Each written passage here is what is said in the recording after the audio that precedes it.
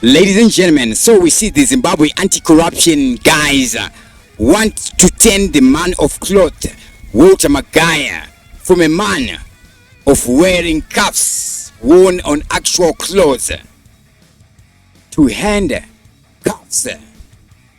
Ladies and gentlemen, gather around for a tale of diplomas, drama, and downright dubious deeds. Walter Magaya, a self-proclaimed prophet and football club boss, is in deep trouble, deeper than a soccer ball stuck in the back of the net. The Zimbabwe Anti-Corruption Commission has begun digging into his alleged diploma debacle. And trust me, folks, this story is gold for everyone who loves a good scandal. Magaya claimed he graduated with a marketing diploma from UNISA, the University of South Africa. But here's the gag.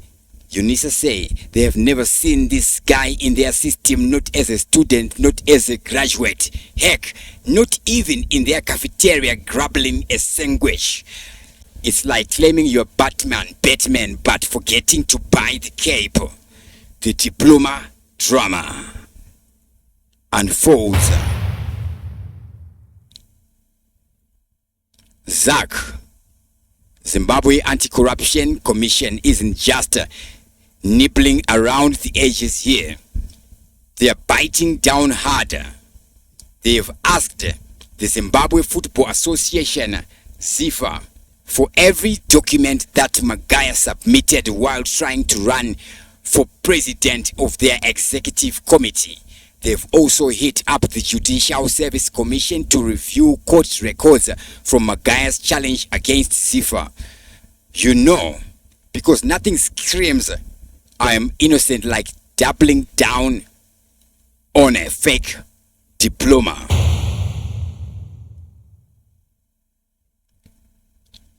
Fraud, perjury. Oh my God, things are getting more serious than serious. Or can we just say seriously? If the Zimbabwe Anti-Corruption Commission confirms that Walter Magaya knowingly submitted this fraudulent diploma, he could be charged with fraud and perjury. And let me tell you, Zimbabwean law doesn't mess around.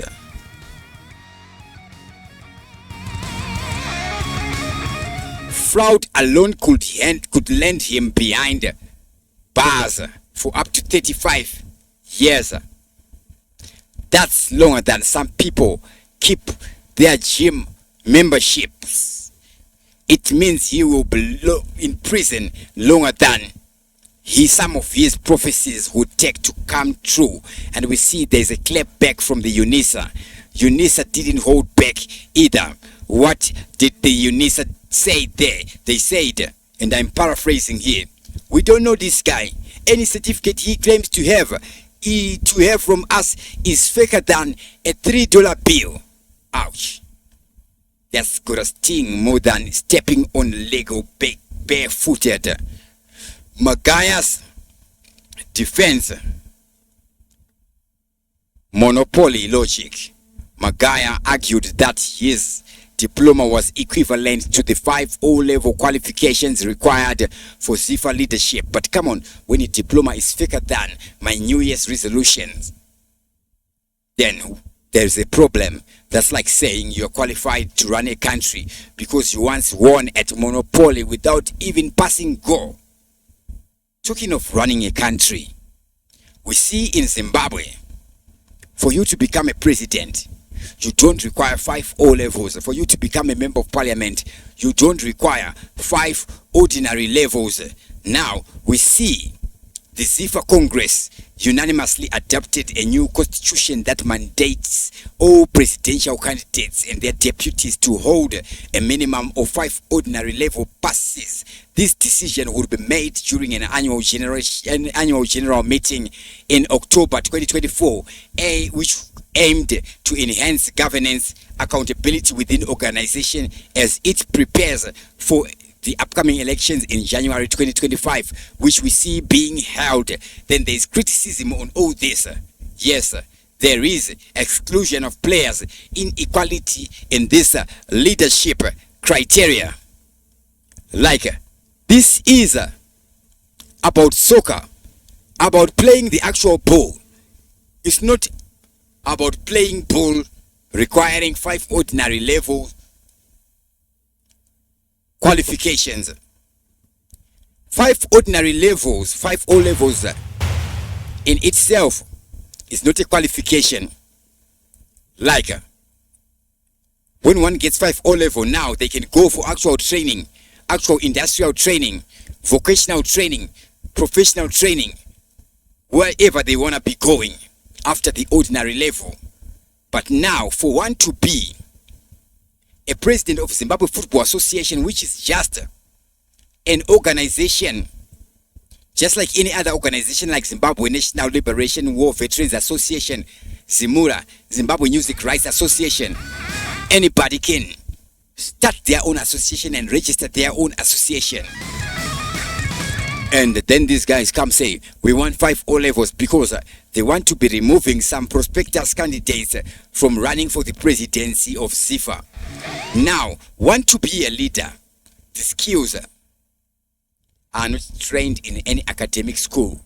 Skills like decisiveness, integrity, creativity, flexibility, positive attitude, communication, relationship building, problem solving, dependability, emotional intelligence, coaching ability, social intelligence, vision. Can you make revision of vision? That is all not academy. This is all not academic. Maybe the only academy you can learn some of these skills will be the school of hard knocks, not an actual hard nut school.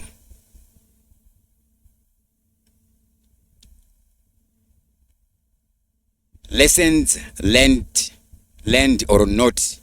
So here's the takeaway. If you're going to fake your way into a job, at least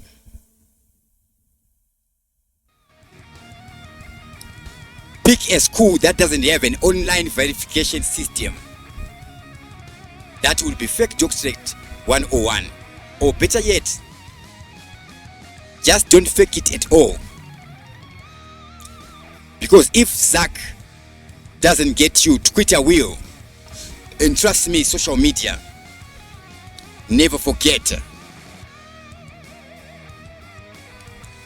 Now, the Zimbabwe Anti-Corruption Commission seems to be corrupting itself by now acting like a DJ, trying to please a crowd just because Magaya is somebody with some monetary filled pockets. He will be having a lot of haters that will be cancel culture on him, all against Magaya. Magaya is a fake miraculist. Magaya is a fake that. But I've never heard anybody saying King Solomon had 1,000 wives. Let the dude be. Let's not dig in deep into the guy, because this is now seeming not to be a prosecution but a persecution.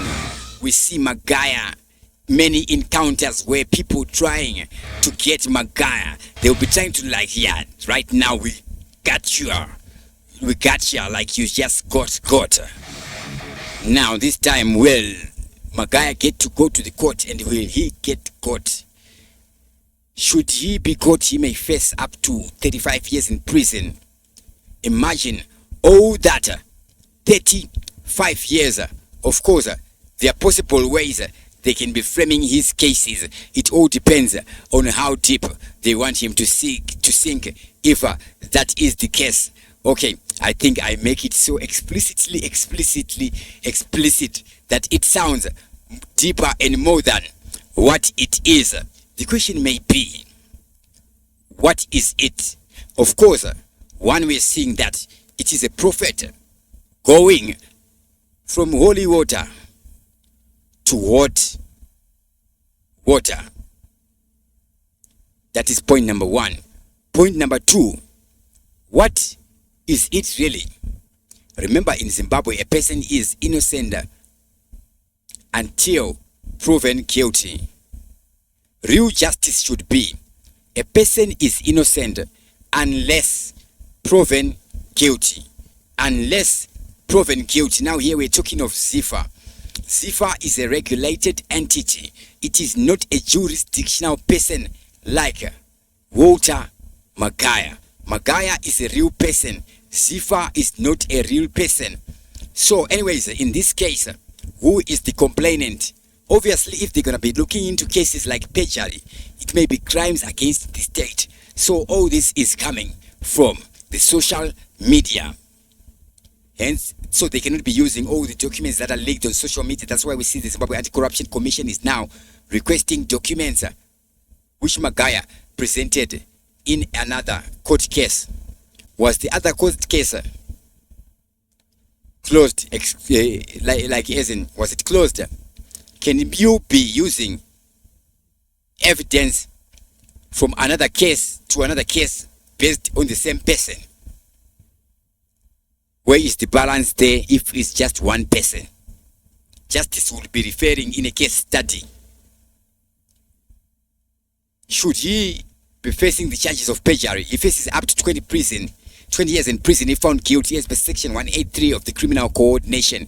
If it's fraud, according to section 136 of the Criminal Law Code 12, the penalties can reach up to 35 years. That depends on the severity and the financial impact.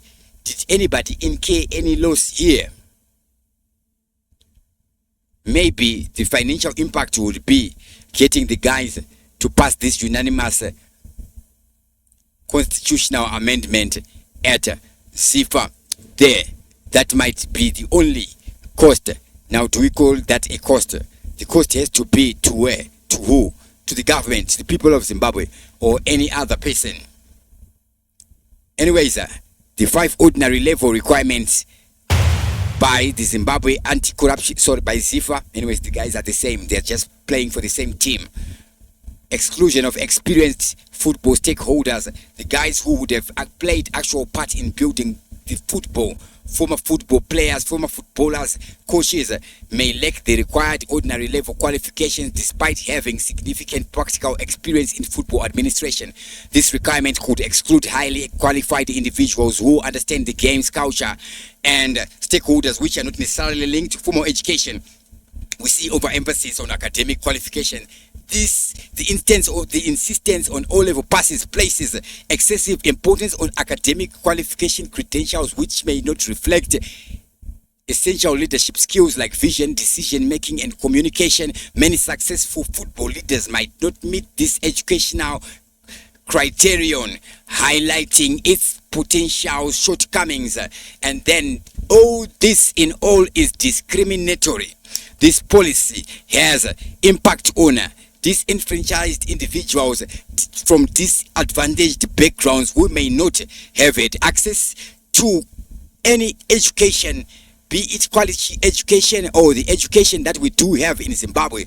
This is creating barriers than creating bridges for capable sportsmen with the actual sportsmanship. Like we see some schools will be offering scholarships to students or to pupils just because they're good at sport. Now this is all missed opportunity for tailored development rather than enforcing strict academic requirements. ZIFA should desist from being politicized again. Remember, at one point ZIFA is banned from international football. We could implement tailored training programs for aspiring leaders such as workshops or certifications in sports management, leveraging resources from FIFA and CAF. Yes, we know FIFA and CAF would develop skills without excluding those lacking formal education, and now ZIFA wants to go that far. Is it forward or backward? Like, tsakuona vanhu vachitamba masports, tsakuimprove masports, but pane aruda kupedza masports apa haasi sportsman. Dr. Clarence. TV7 Live. With that, I do sign out. Adios.